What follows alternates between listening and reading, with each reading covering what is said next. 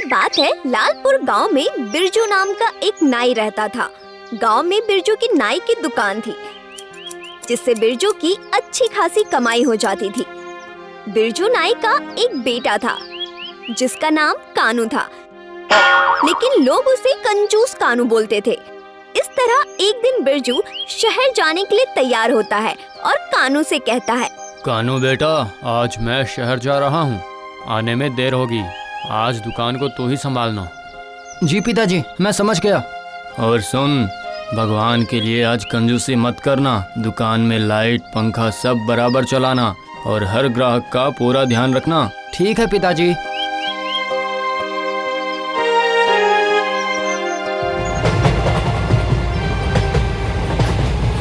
इसके बाद बिरजू शहर जाने के लिए निकल जाता है और कानू भी दुकान चला जाता है और दुकान पहुंचते ही इधर उधर देखते हुए फटाफट दुकान खोलता है और झट से दुकान से कुर्सी, बाल दाढ़ी बनाने का सारा सामान बाहर निकालकर दुकान बंद करके ग्राहक का इंतजार करने लगता है।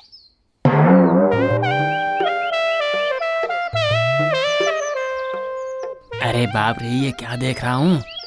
आज तो कानू बैठा है, इसके पास जाऊं तो ये कंजूस बिना क्रीम लगाए दाढ़ी बना देगा। क्या हुआ? क्या बनवाना है? क्या नहीं, कुछ नहीं तो। हाँ, अब मुझे एक काम याद आ गया है, मैं बस वहीं जाके आता हूँ।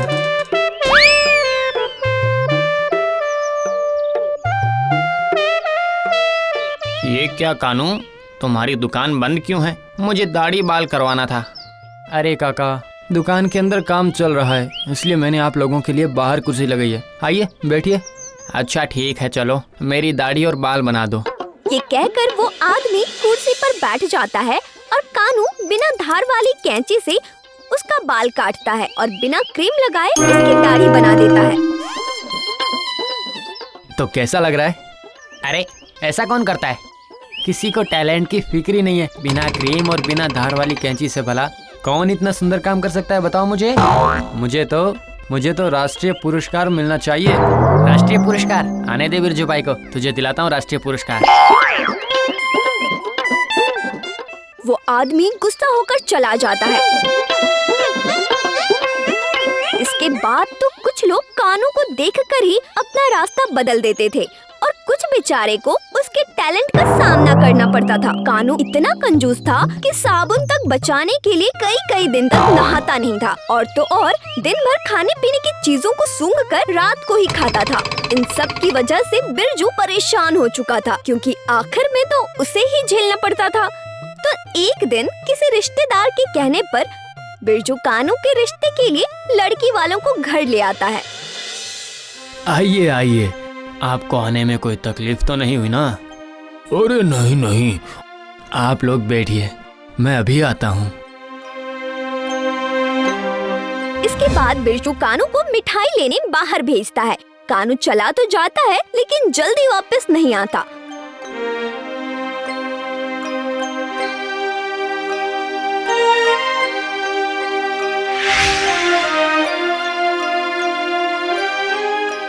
उधर बिरजू बड़ी बेसब्री से कानू के आने का इंतजार कर रहा था।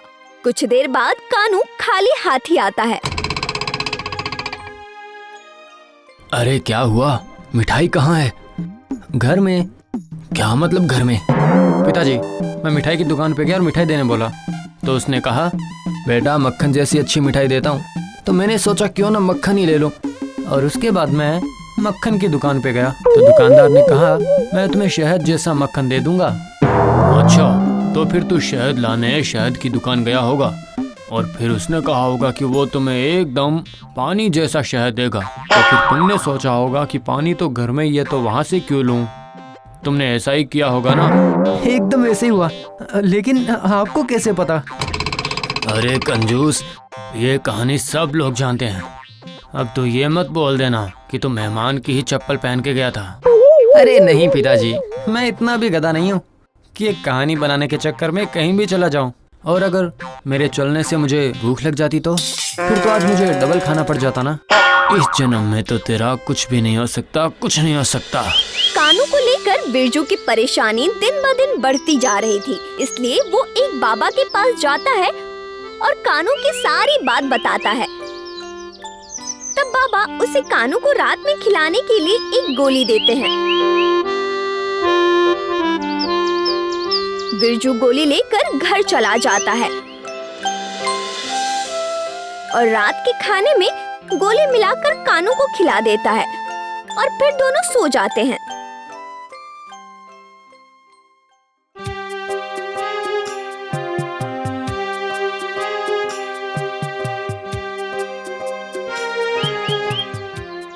पिताजी, पिताजी, ये देखिए आज मैं खाने में क्या लाया हूँ।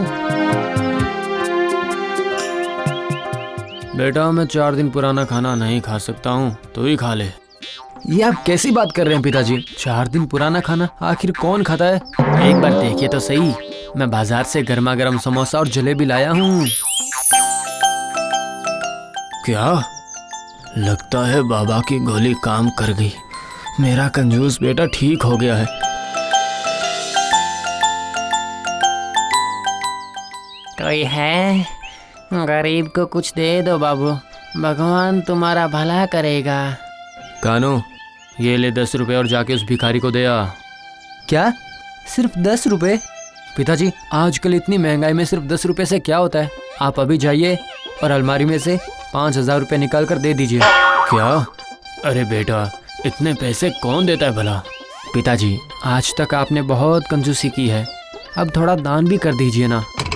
अरे बाप रे, ये तो उल्टा चोर कोतवाल को डांटे। ठीक है बेटा, आज मैं बहुत खुश हूँ। ले तेरी ये इच्छा भी पूरी कर देता हूँ। इसके बाद बिरजू तुरंत अलमारी से 5,000 निकालकर उस भिखारी को दे देता है और भिखारी बहुत खुश हो जाता है।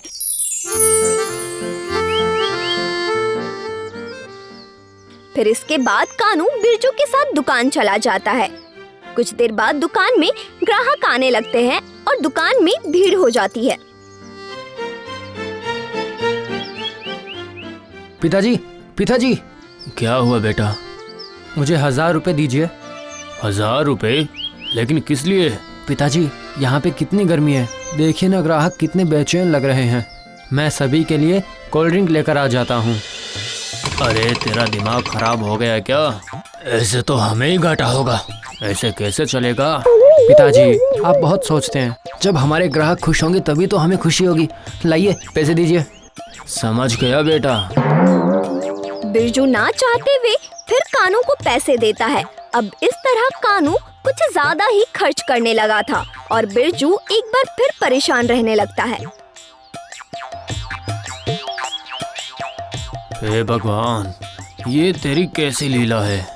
जब कानू कंजूस था तब तो पैसा तो दूर की बात, किसी को एक थैला भी नहीं देता था, लेकिन अब तो पैसा पानी की तरह बहाता है। अगर ऐसा ही चलता रहा तो बहुत ही जल्द मेरा दिवाला निकल जाएगा। भगवान के नाम पर कुछ दे दो।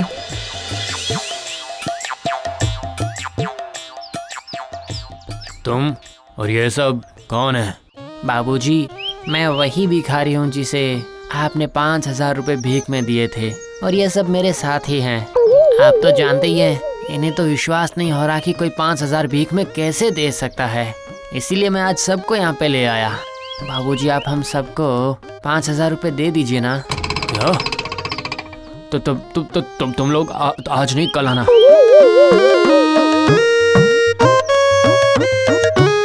अच्छा हुआ सब चले गए, अगर कानू ने देख लिया होता तो पता नहीं क्या ही होता। नहीं, अब और नहीं, अब मुझे बाबा के पास जाना ही होगा।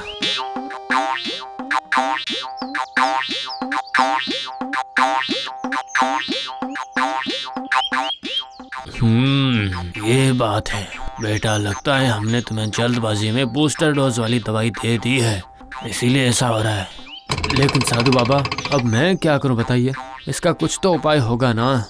हाँ है। इसका एक उपाय तो है, लेकिन कानू पहले जैसा हो जाएगा, कंजूस। चलेगा बाबा चलेगा, मेरा कंजूस बेटा ही अच्छा था। कम से कम पहले पैसे पानी की तरह तो नहीं बाता था ना, वही ठीक था। ठीक है। इसके बाद बाबा बिरजू को एक गोली देता है और बिरजू उस गोली को रात में खाने में मिलाकर कानू को खिला देता है। फिर अगली सुबह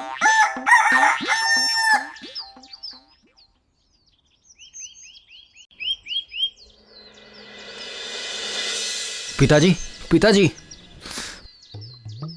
क्या हुआ बेटा? क्या हुआ? मैं आज बाजार गया था तो मैंने सुना कि आप भिखारी को भीख में 5,000 रुपए दे रहे हैं। अरे इतना कौन देता है? अगर आपको देना ही है तो 1 रुपया दीजिए, वो भी हमेशा नहीं, कभी कभार। मेरा कंजूस बेटा वापस आ गया, वापस आ गया। ये आप क्या कह रहे हैं? मैं कहाँ गया था? और मैं कंजूस नहीं हूँ, मैं तो बस कम खर्च करता हूँ। हाँ हाँ बेटा, तू सही कह रहा है, बिल्कुल सही कह रहा है, तू सही कह रहा है।